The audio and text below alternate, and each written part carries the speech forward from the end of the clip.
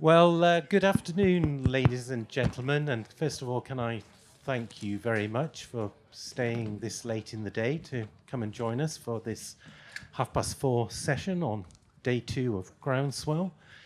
My name's Alastair Leake. I run the Allerton Project, which is part of the Game and Wildlife Conservation Trust, a research and demonstration farm in Leicestershire.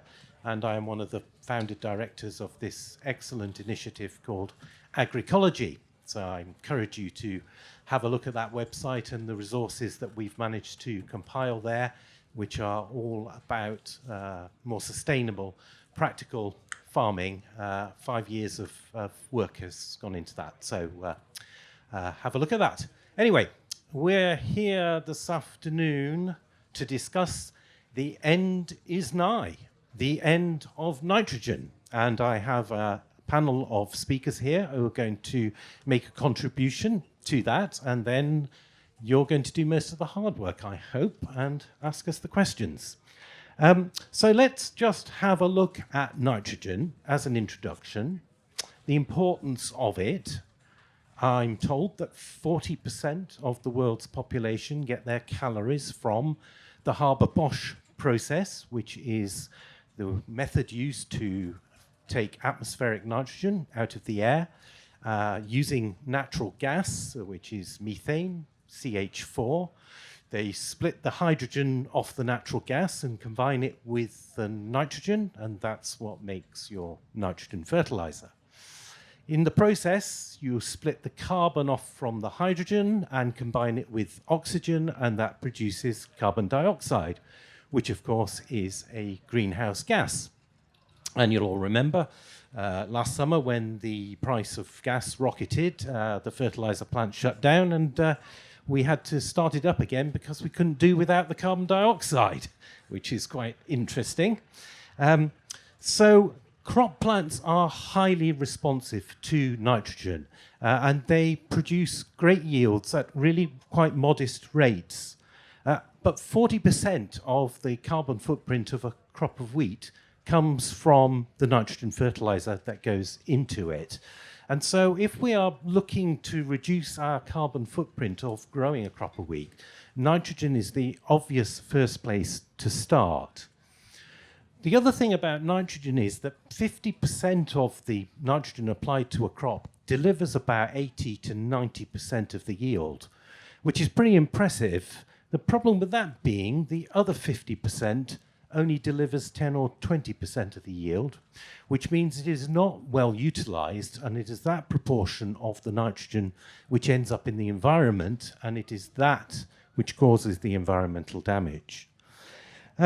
Denmark chose to restrict the amount of nitrogen which farmers could apply to their crops, and that made Danish farmers much more clever in the way that they used it, because every kilo of nitrogen that leached out of their soil or was lost from the system was a kilo that they were not selling in their crops.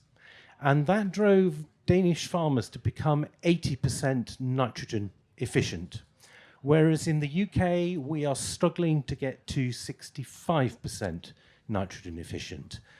So there's a lot more that we can do. Now, we do have to say that Danish farmers are also struggling to produce bread-making wheats, and the government have had to change the policy to allow extra fertilizer to be applied in order to grow homegrown wheat in Denmark. Everything ended up being imported, which is obviously going to create a separate carbon footprint. So now that the price of nitrogen has increased 3 or even 4-fold, how is that going to change how we use it? I know on my own farm, it means that we are probably going to cut about 20 kilos a hectare off our application rate, because to achieve the economic optimum, that's what we need to do.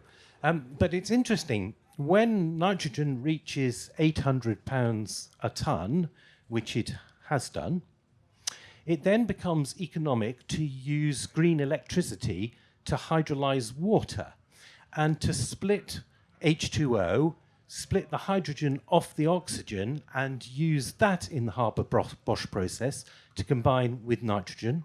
So you're using wind power or solar panel power or hydropower, so green electricity, to hydrolyze water to produce green nitrogen. So £800 a tonne wheat might be a problem for us at the moment, but it could also be an opportunity, and it will drive manufacturers to produce green nitrogen.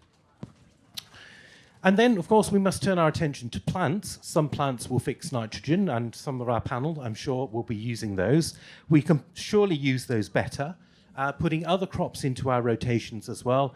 And then, of course, we can use livestock manures and other waste products far more effectively than we are at the moment.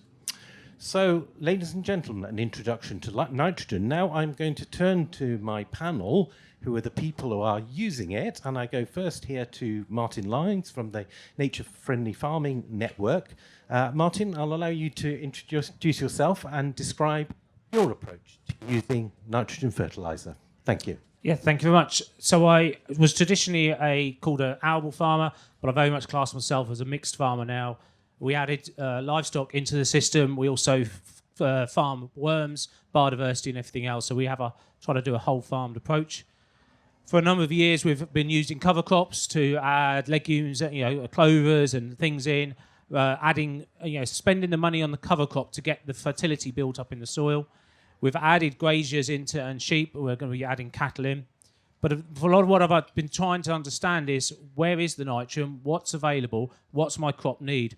For the last few years, we've been doing soil sampling in the spring to understand where is the zone that the nitrogen's available. Because if it's all hidden down at 60 or 90 centimetres and we're doing a spring crop, that may need to be hungry and it may need a little bit of something to get it going until it gets its roots down. But if it's all at the top, we don't need it. And also what we've managed to do by the soil sampling, by using satellite imagery and for biomass up there, we can understand the differences within the crop. So we started doing varied rates applications, but then we've also added in handheld sampling, and this year we've added in tissues testing every fortnight and sending that away. And what we've managed to find is half of my winter wheats had no artificial nitrogen this season. It has had some organic manures over the last few years, last 5 years, has had some added, and it's understanding the availability of when that gives it to the crop. So it doesn't give it all straight away. So we've been tissue sampling, and then we're really starting to understand the visual look of our crops of changing. We've still applied on a full rate on a couple of trial plots. They look stunning and dark green, and my other bit looks paler. But actually, they're looking exactly the same ear counts. But we've got to change our mindset of the visual, what we see. And then we're seeing less pressure on disease and weeds and other things. So there's a real big saving. Where we have put some application of 60 kilos of nitrogen just to sort of reassure we're doing the right thing, it looked far better than what the bit we haven't treated. But then what we've seen as ears emergence, it's all evened up. It's all exactly the same.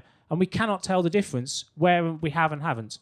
And all my spring cropping has had none or only a tiny bit just because the zone of where it was lower. So what we've been able to use is really stack up the data and the technology we have available to understand what's in our soils, which zone it is, when it may be available, but also building a farming system that is constantly building nutrition back into the crop. And sometimes we may see the crop looking pale, but it's actually short of a manganese or some other product that a bit of trace element is all it needs. And it's about building that healthy crop. So we've actually, my vision is, I set myself a target for 5 years to move away from it. We've done with year one in of that target, I do not want to use fossil fuel-based fertilisers in year 5. And how do I build a system and a cropping system that keeps me very financially well off, but also removes that fossil fuel-based product? Right, thank you very much, Martin. But just before I move to Tim, just one question for you. How would you say your approach to crop nutrition has changed since you started farming? Everything came out of the bag with a advice, standardised application of 220 to 300 kilos of nitrogen, depending on what crop was growing. I challenge everything now. Whoever's given me advice, I don't do it in places because that's the only way I'm going to learn. And actually, I've got to understand, what does nature give me for free? And my whole philosophy now is nature gives us free gifts. How do we build on it and understand it?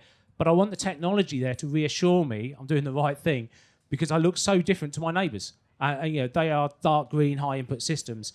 So I'm trying to hook the technology part in, along as what I am seeing and feeling, and build fertility for free out of the soil and other products.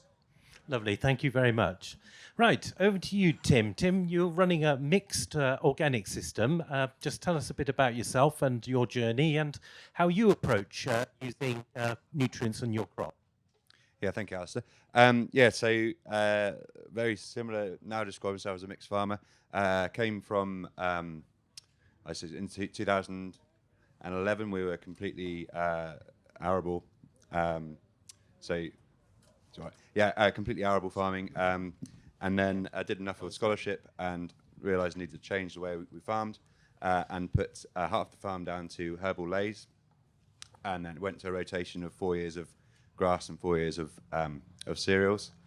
And we now use a mobile milking parlour, which enables us to take dairy cows across the whole of the farm and to get the nutrition from the dairy farm going everywhere. I suppose there's a couple of things we do. So we do a form of precision farming. So we've got our field maps. We know where fertility is, typically at the bottom of the hills and the valley bottoms.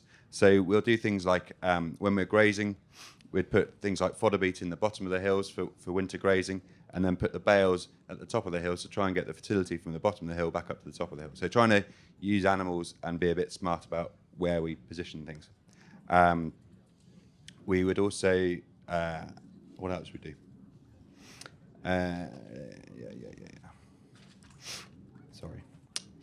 I would also try and look to grow crops that have got higher biomass, so that when we then chop them, we're putting more food back into the system, with bigger, more extractive roots systems as well.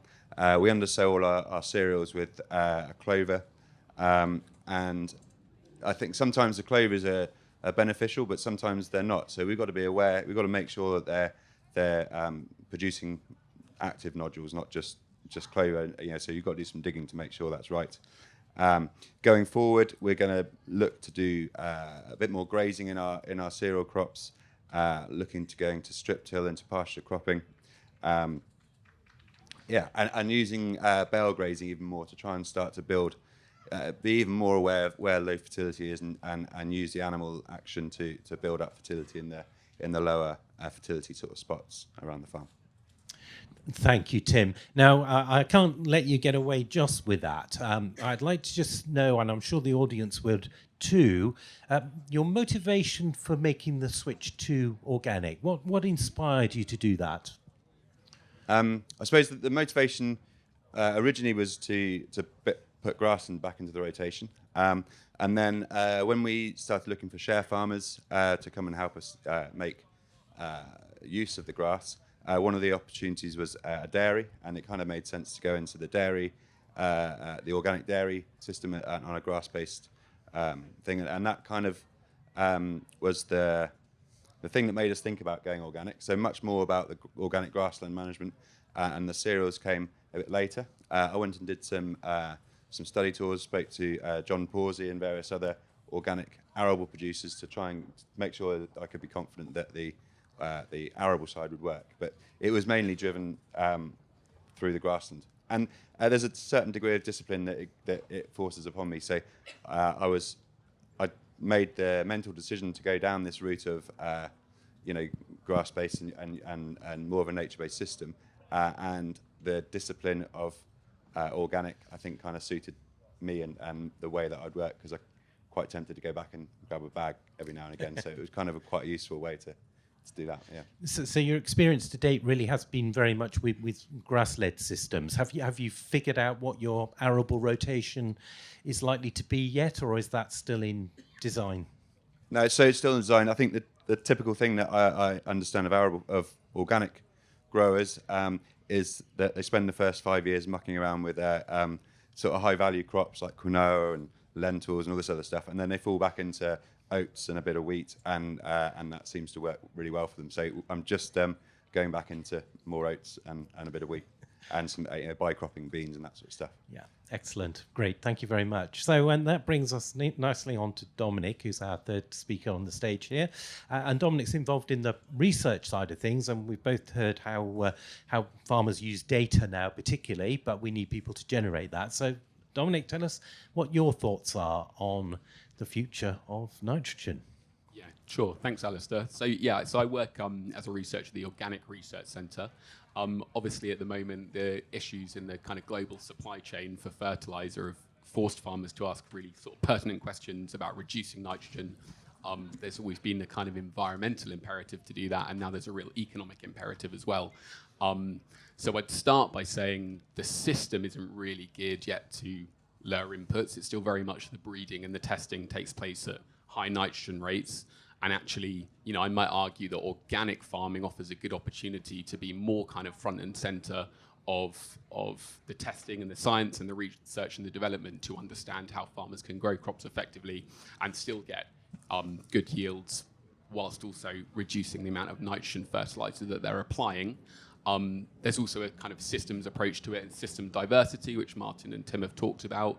Obviously, growing more nitrogen through biological nitrogen fixation. So very, very typical for organic farmers to be using clover lays in order to do that, to build fertility into the system. And we're researching at the moment, looking at kind of clover understories, integrating the lay with cash cropping so that you can bring extra nitrogen into the system. So that's a way for organic farmers, hopefully, to increase the amount of nitrogen within the system, or for conventional farmers, in order to be able to replace and reduce some of the nitrogen fertilizer that they'd be applying.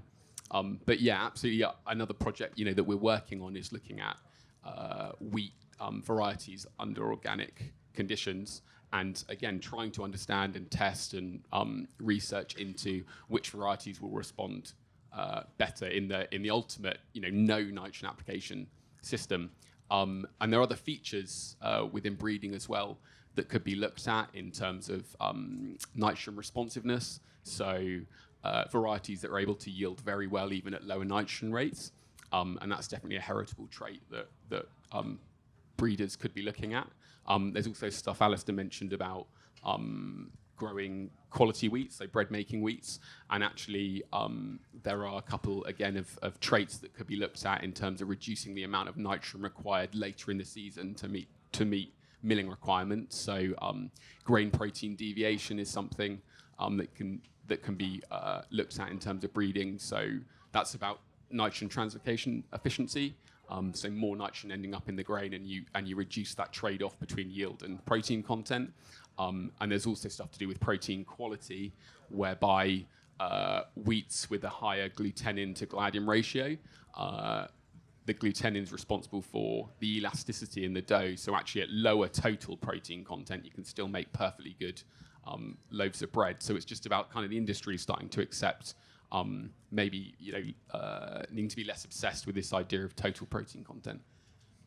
Great. And one of the things that all arable farmers find perhaps a challenge with the idea to switch to organic is the idea that you need to bring livestock back into the system to do that. And with that there are huge costs in terms of fencing and water, and then you've got the red tape of EAR tags and movement books and veterinary medicines and NVZ regulations and so on. What about stockless organic farming? What's your view on that? Because that doesn't kind of fit with the regen ag movement. So yeah, I'd be interested to hear.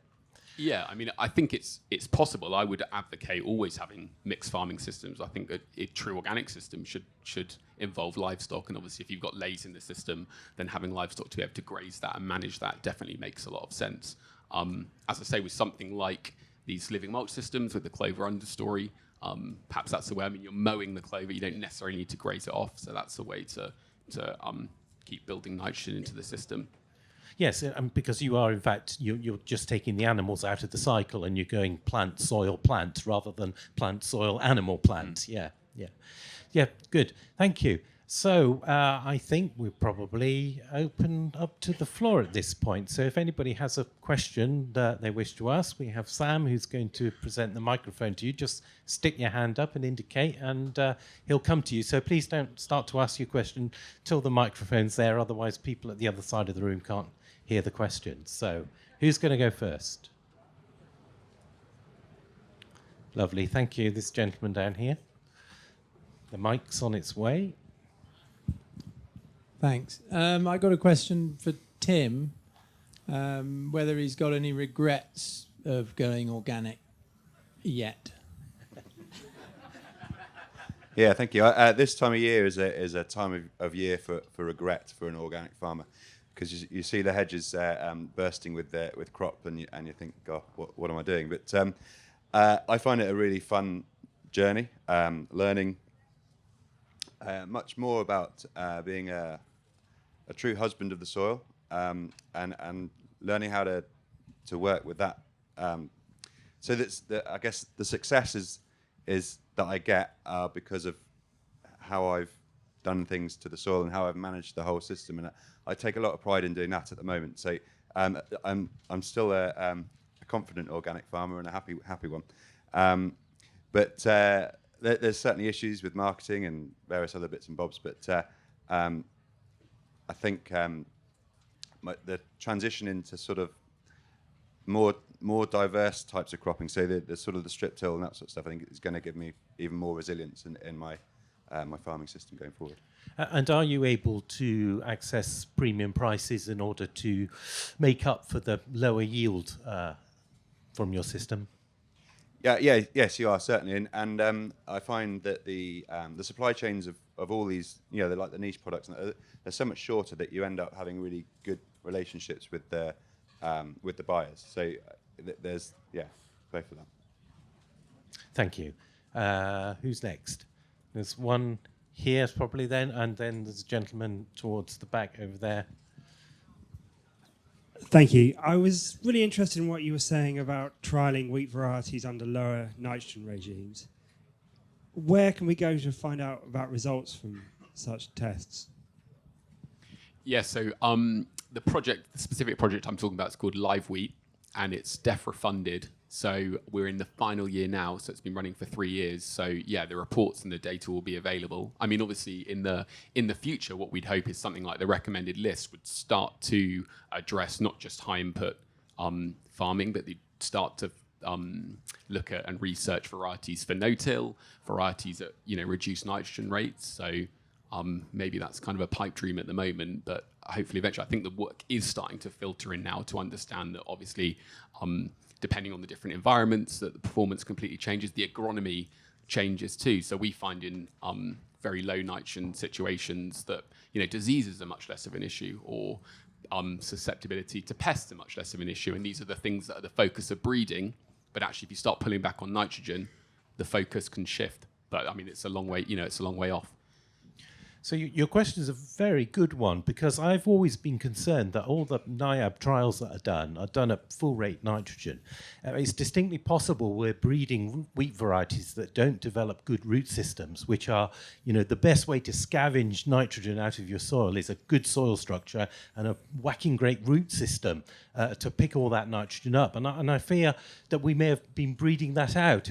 Do you have any evidence that's the case? I mean, not that we don't do that specific research, but certainly I was at a talk yesterday in the NIAB tent, and somebody there from NIAB was talking about nitrogen responsiveness. So it's exactly that. It's varieties that can perform well at lower nitrogen rates and actually can yield as high as varieties at higher nitrogen rates. And that's absolutely down to, the ability to scavenge the root biomass.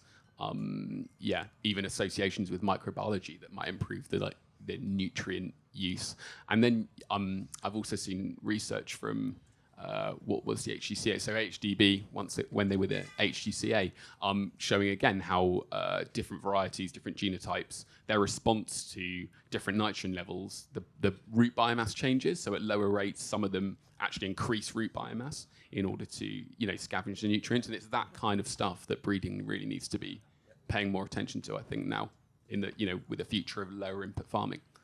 And with us now looking at our farmer carbon footprint and looking at that efficiency ratio that I was talking about, there's real drivers there now, aren't there, for us to go down this route. And that's not to mention the additional carbon, of course, which we put in the soil at the same time as we're doing that.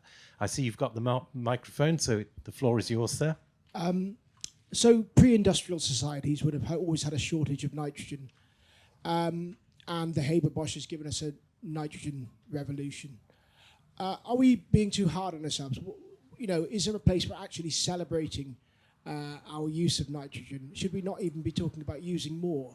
There's plenty of mouths to feed. Are we being even realistic with our world population about being able to reduce it at all? Very good question, sir. Who would like to tackle that one? Okay, Dominic, you Try go. and kick Off off. you go. Yeah, I mean, it was produced. Ammonium nitrate was produced as a explosive in the Second World War, so I wouldn't necessarily celebrate that. But yeah, agreed. We are mouths to feed, and I certainly wouldn't sit here and say, especially when we're going to lose 13% of global calories out of the Ukraine and Russia this year, and a lot of fertilizers being pulled out of the system, which is going to lead to reduced crop yields in other parts of the world, like Latin America. It is a problem, but I think if the system's geared towards breeding for lower fertilizer inputs, if the testing's done, if there's more research on farm, peer-to-peer, I think there are ways to overcome it. I think we can grow more nitrogen. I definitely think there's a route towards more biologically fixed nitrogen, and then there are more sustainable products, I think, starting to be made, and more efficient products. So yeah, I think there are ways to improve the environmental footprint, if you like, of nitrogen addition. But yeah, I certainly wouldn't be advocating applying more, especially at the moment with the diffuse pollution into rivers and watercourses and into the air. I think we've definitely got to be looking at reducing synthetic mineral nitrogen inputs. Martin, your thoughts? Fossil fuel-based nitrogen needs to disappear. It's harming the planet, and it's going to get a carbon tax. So if you've got mindset is to carry on using it, you're going to come in a crunch in a few years' time. And just to the point, we've got to find different systems. And why pay checks to buy products in when we can deliver soil health and a farming system that we can build that nitrogen source up in the soil? You reference about feeding the world and increasing production. We must reflect over 60% of the grains we currently produce feed livestock. Consumer waste is 40% of the food we produce. We chuck it in bioethanol plants. We use loads of it for methane production. Actually, let's think about what the food we produce from our soils and our landscape and feeding society with healthy food and balancing that production globally. And I think we've got enough landscape and enough nutrition. And the nutrition should come out of our bums. Out of our bums and animal bums to feed our soils. Why are we wasting so much of it, tipping it down rivers and dumping it? Bring it back and feed our soils and use it in a circular system. But if we tax the nitrogen, surely that would drive farmers to be more efficient with the way they do it. Hopefully, anything fossil fuel based, I hope it gets a really good tax on it. Because that will drive carbon markets, and if I reduce using it, I'm going to earn more out of building soil health up and carbon. We cannot continue using fossil fuel-based products. We need to tackle our climate and nature crisis and farming ways that do that. Thank you, Martin. Gentleman here. You mentioned in terms of my questions, it relates to soil types, whether heavy clay or sand at kind of other end. In terms of scavenging nitrogen from the soil profile, are any soil types much more compatible with lower nitrogen inputs? Who wants to have a go at that? I mean, the heavier soil types, higher clay fractions, likely to hold more organic matter. So certainly you'd expect them to be able to release more nitrogen. Certainly lighter soils and sandier soils, you're not going to have as high fertility. So I would say heavier soils are probably better suited to lower nitrogen inputs. I'll just say, understanding your soil and either map it or just visually check it, what kind of soil it is. So if it's really sandy, it's going to leach more. What can you do to make sure it holds on to fertilizer, your nutrients there, put different cover crops in and different systems? And we all understand our soils when we get really connected with it. Tim, do you want to say anything? Yeah. I guess so we see on the farm, one of the nice things, or one of the things about going organic is forced me to observe a lot more, and so I spend a lot more time looking. And I certainly see that the clay caps in the fields, the much more nutrition there, and like I say, in the valley bottoms, and it's all it's all there. And as we start to build more black soil, more through doing the grass, it's all happening. Yeah.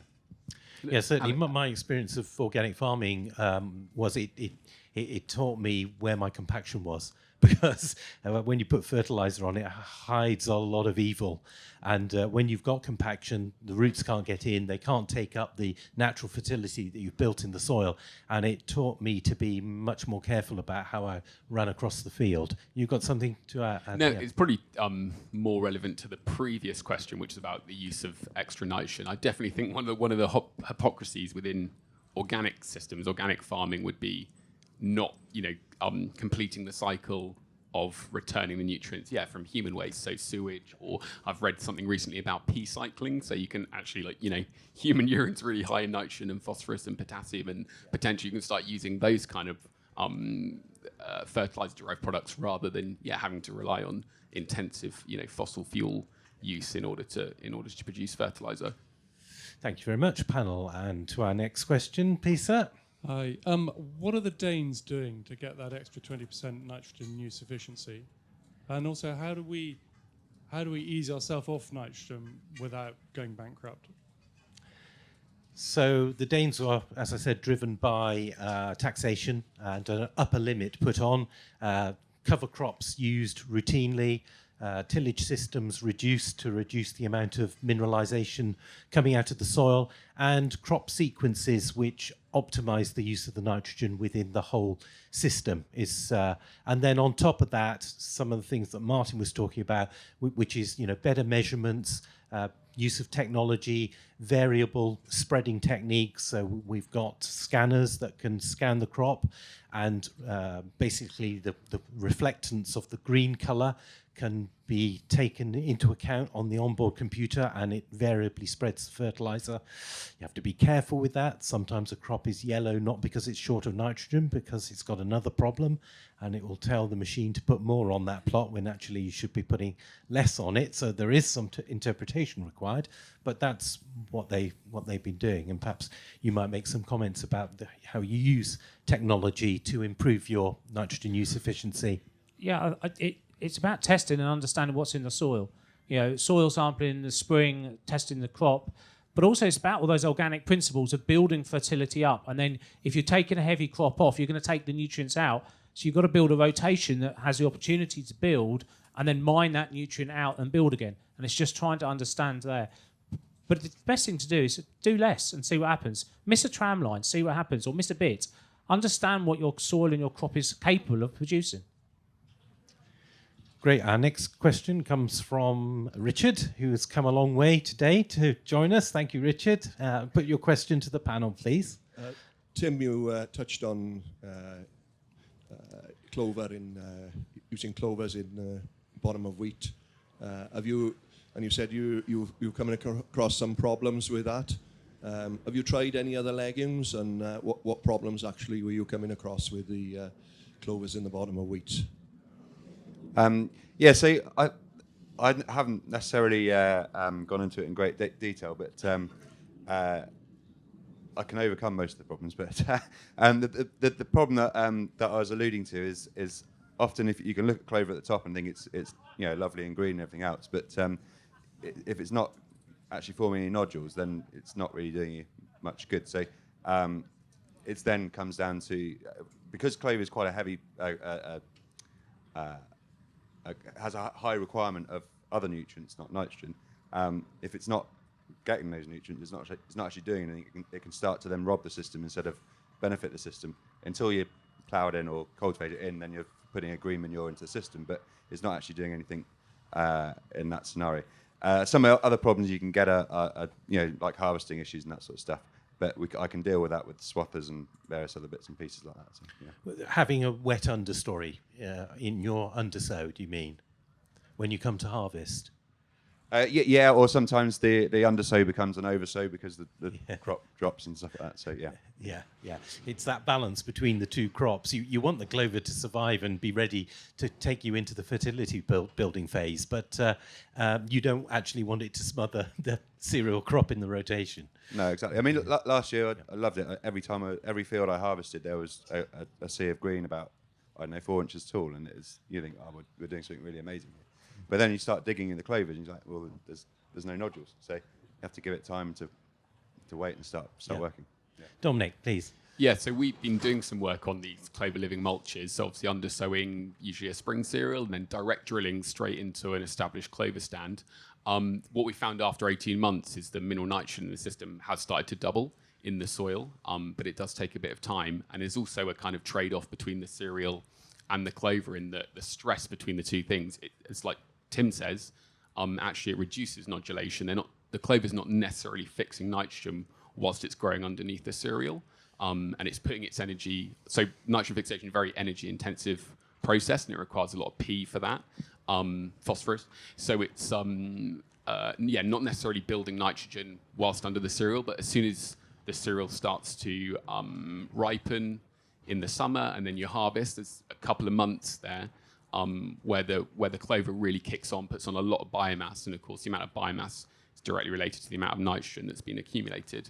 So I think, those systems can work really well. I think strip tillage is probably the ultimate way forward because the competition from direct drilling a cereal into an established standard clover is just too much. The yield penalty there probably is maybe too much. So I would go, I'd advocate a kind of strip till system. Yes, please. Couple of questions for Martin.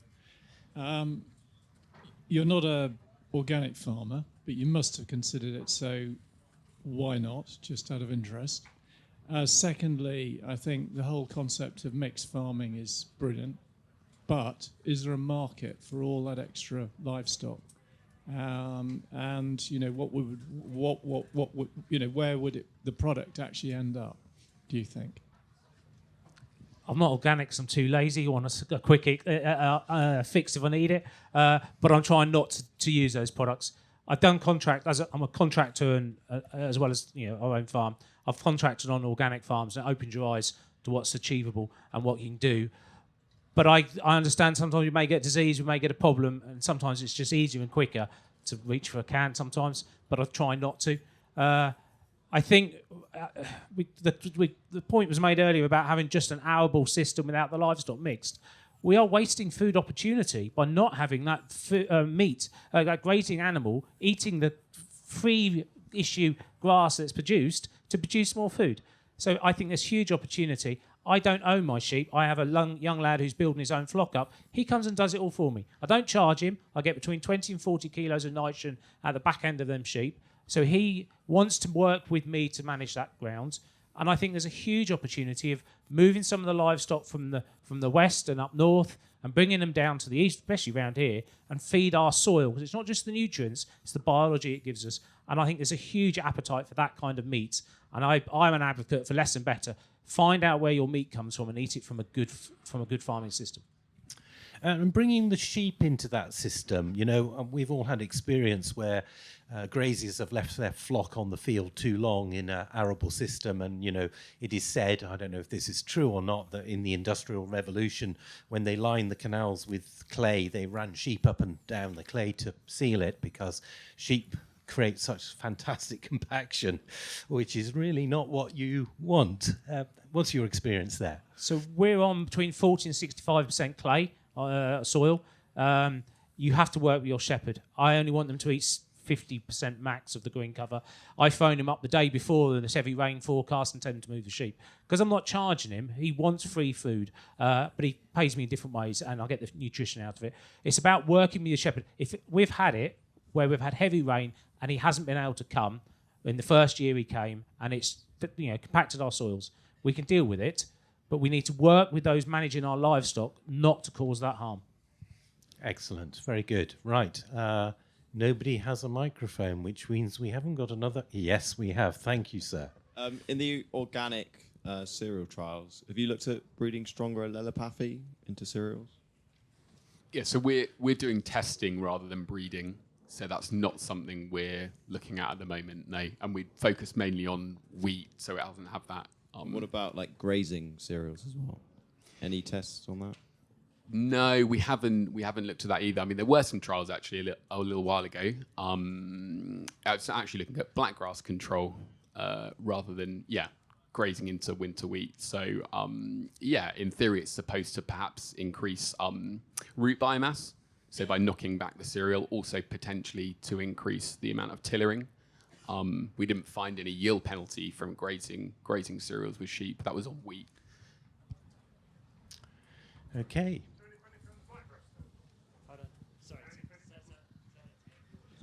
Was there any benefit found with the blackgrass control or ryegrass control? It did help control blackgrass, yeah. In what ways? It reduced the numbers of blackgrass ears. Yeah, it did. It knocks it back, yeah. Right, because we're looking for anything now. We're getting that desperate, so. Yeah, well, for me, 4 years of herbal lay completely obliterated blackgrass. I had blackgrass was resistant to everything I could chuck at it, and it just I don't even think about blackgrass anymore. Yeah, but then I'm only have a crop for 4 years, so then it comes back, but then I've got another 4 year break. So yeah. We've found the sheep really like blackgrass when they're grazing our cover crops and other bits. They tend to eat that first sometimes. So put an animal on there and get rid of it. Yeah, of course, the blackgrass is one of those weeds that absolutely loves available nitrogen. And if you take it away, then it doesn't do nearly as well. And that's the great thing about the approach here that our panel are using is that the feed of nitrogen to the system is much more of a trickle coming from biological processes, and that it doesn't suit blackgrass particularly well. Excellent. Where are we going next, Sam? Great, thank you. Hi. Some of us will have just come from Merlin Sheldrake's talk a while ago. You mentioned, obviously, the root mass and the rhizosphere, but I wonder, I think it was somebody else in one of the talks, maybe Jill Clapton's, talked about many of the varieties we have now don't encourage mycorrhizal associations. So I just wonder whether that's a research job to be done, or whether you know anything about the potential of mycorrhizal associations to actually pull nitrogen from the soil, or would it work in that way, that symbiotic relationship, so they can extract more nitrogen that's locked up in the soil? Yes, it's an odd thing that certain varieties of wheat do exhibit mycorrhizal associations, and some varieties of wheat show none whatsoever. And it appears it depends on their historic breeding lines, where they've actually come from. Not many of the seed breeders actually declare. There is one company actually that does and has done a lot of work on this to ensure that their varieties are able to make associations. And I know some very good work's been done at Sheffield University if you want to follow that up. Yeah, I mean, the only thing I'd say is modern breeding, obviously, at high inputs, it's again an energy expensive process for the plant to it's a symbiotic relationship, so they're kind of trading. Well, if the crop's being bred at high nitrogen, high phosphorus levels, then it doesn't need to make that association. So it's kind of happened that that's been bred out, not deliberately, but it's certainly, if you were doing breeding at lower fertilizer rates and lower input rates, then you probably start to find varieties that would be able to make those associations again. And there's a case to be made then also, if you've got varieties that will respond, is actually to drill them dressed with mycorrhiza to get it started as well. But utterly pointless doing it with a variety that's not going to. I'd also home save seed. Take the best seed that's on your soil, that's got used to your conditions. Bringing in foreign seed that's been on a different soil system it gets used to what it's fed. And a lot of the modern varieties are fed from the top. You want varieties and you want the breeding that feeds from the bottom. So just home save and use the best what you've got on your farm. Thank you.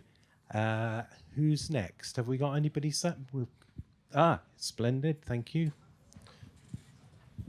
Question for Martin. Have you found that you've reduced fungicides through less fertiliser? You found you've got healthier plants on the whole? Yes. We've got many of the crops without any fungicides at all. We're either most of it's had, or some of it's had one sprays. Where we're doing the seed varieties, we've put a 2 on just because the seed breeder is getting concerned. My agronomist keeps saying, "Oh, I'll see a bit of disease," but I said it's not bad enough. Why are we needing to do it? And I purposely miss bits that we need to challenge ourselves in our thinking. For what we're finding, the healthier crops are needing less inputs. And are you growing bread-making wheats at all in your system? Yes, we quite often make the mark. But it's getting interesting that the millers keep saying that they want 13, but they're quite happy to take it at 12.4, 12.5. I used to chuck the extra bit on.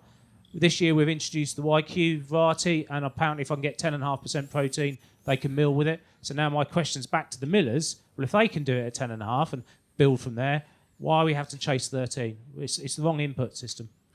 And isn't there also an argument, perhaps, that the high-protein wheats were associated with the Chorleywood baking process, which was a high-volume loaf, and people are tending to want to eat denser grain loaves, more healthy ones as well? So are we perhaps unnecessarily fertilising? Yes. We've got a system that is driving the wrong outputs, and we need to drive artificial nitrogen off the system. So we've got to engage with the millers to change their system. And what's your view on liquids? Liquid fertiliser. We currently use a lot of liquids. It's more precise, but I'm just trying to look at other alternatives. Where we do want to put it on, we want to put it on really carefully. So it's about where the timing and the season and the weather patterns. Because I don't want to do large doses. We stopped that years ago. It's small and little bits as needed. Excellent. Dominic, do you want to add? Yeah, it was just back to the gentleman's point about the disease levels. When you start reducing nitrogen, they absolutely reduce. The crop becomes much less susceptible. So again, we're learning from the organic farms that we work with, where obviously they're not applying any synthetic mineral nitrogen. Something like septoria wheat, it's really not a big issue, and it's obviously a breeding focus to look at septoria resistance, but it's not a massive disease issue for organic farmers. So yeah, again, as nitrogen's reduced, potentially breeding goals can be changed.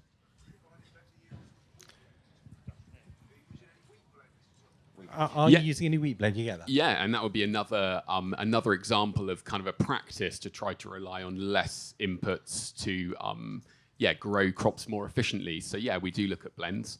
And there's one particular blend we were using that kind of mismatched phenology. So we had an earlier variety and a later variety. And actually what that did was it offset the peak demand for nutrients. And the blend out yielded, on the 4 farms we tested it against the individual monocrops, it out yielded them. So yeah, for instance, that could be a way to design it, and intercropping as well. So not just within species, but mixing species could be a more efficient way to use, soil nutrients. We are approaching the final 10 minutes of this session. So if you have got a question, please make sure you get it into us in that time, please. But we have the next one lined up already. Thank you. Thank you for the talk. I would like to get a comment on if you're starting with getting animals into the arable business, like the first things first feelings and first goals to put for myself. If I'm doing 1,000 hectares and I need to get some animals in, what's the first thing to consider? Yeah, well, you're making the right choice. So well done for that. Water's it's water and fencing is the big stuff. But one of the big things I learned early on was to not make things too permanent, because you'll probably put things in the wrong place. So keep it as mobile and flexible as you can. I'm a big fan of mobile infrastructure. If you're going to go with sheep, make sure you've got a rifle, and if it gets out, shoot the bloody thing, because it will keep getting out. But you can make some lovely burgers. So yeah, it's great. That's the win-win. But yeah, no, it is. An electric fencing's fine, but you just got to keep the power up. You've got to really be attention to detail on those little things, and you can go well. And I did when I did my conversion into bringing livestock onto the farm, I did a 5-year cash flow to try and work out where the crunch point was going to be, and it wasn't in the first year. We're going to be in about year 3. So because the amount of money I didn't have to spend on inputs in the first year, because I put so much grass in, that allowed me actually to buy the stock and that sort of stuff. So those long-term cash flows are really important. And Martin, how did you come across your grazier? Because that's another solution, isn't it? Social media. I'm looking to do something, and someone reached out to us, and it's someone I had to contact through somebody else, and it's having a conversation of what is their mindset and what's their attitude to grazing. Are they wanting to be come on the farm, have a month on a field, and that's it, or will they be coming in, and who's going to do the looking after, and who's going to be responsible for them? And it's just finding that person who wants to come and do things. And for me, it was trying to work with someone who wants to expand a business, hasn't got a farm yard of their own. And how do we stack enterprises on?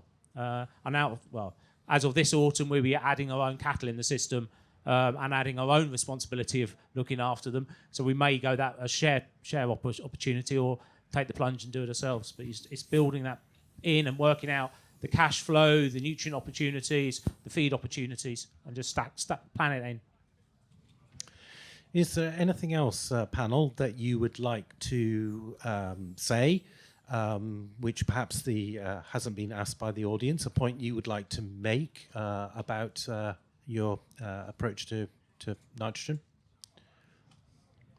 Saves you a fortune. Simple thing is under. You can't change overnight. Don't just suddenly say, "Oh, next year I'm going to cut it by 50%." But you've got to understand how you can cut it and build into it. Build your soil health up. Build your fertility up. Understand where the opportunities are, and build into it. But be brave. Give it a go and see what happens. Yeah, I think nitrogen's. Just thinking about nitrogen as a thing is kind of wrong. Farming's way more complex than that. So you've got to think about the whole suite of nutrition, not just one element.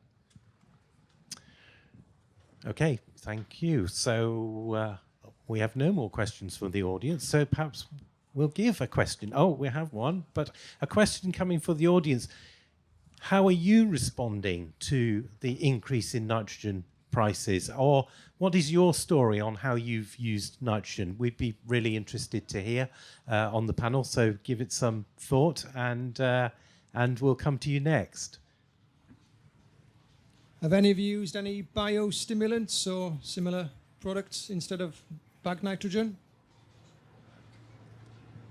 I've tried them, but it seems like a lot of salesmen want to sell you lots of products, and I'm not sure what they do.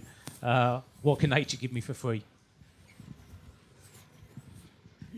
Alastair asked the question, anybody using any biostimulants? We've embarked on biostimulants. I farm in eastern Scotland. The big change for nitrogen this year, none. We're going to make a fortune. Next year is what really worries me. And we are buying nitram at £750 a tonne, which puts a serious question mark on how much of the heavy demanding crops we're using.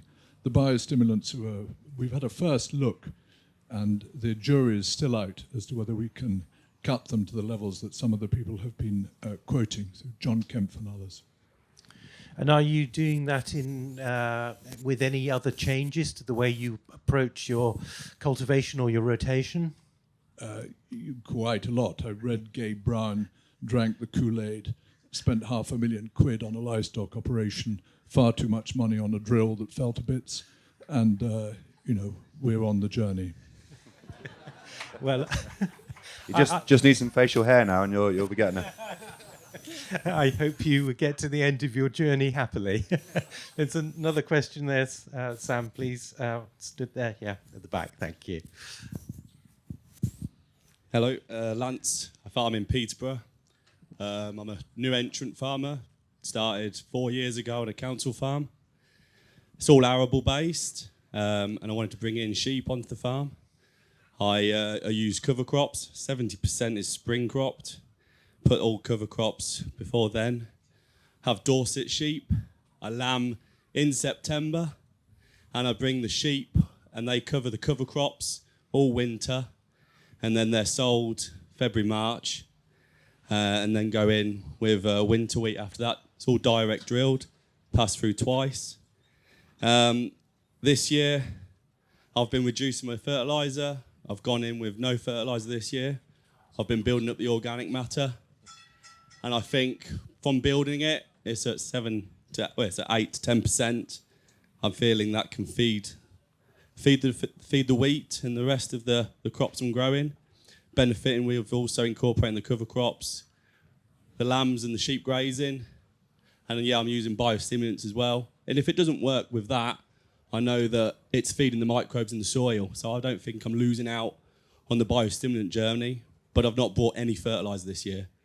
And I've not used any fungicides from that.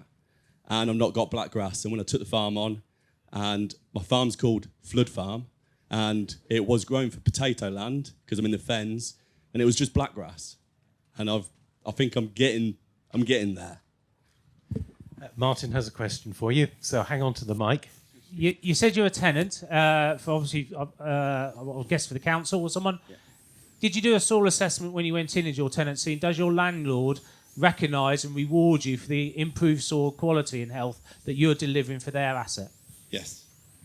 Yeah, I'm soil testing, and I'm the only tenant on the estate of 3,000 acres, and I farm 200.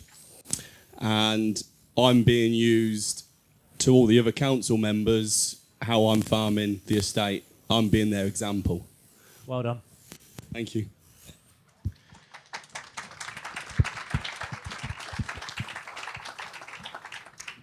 Okay, last chance. Any more questions? Okay. Well, thank you very much for your participation.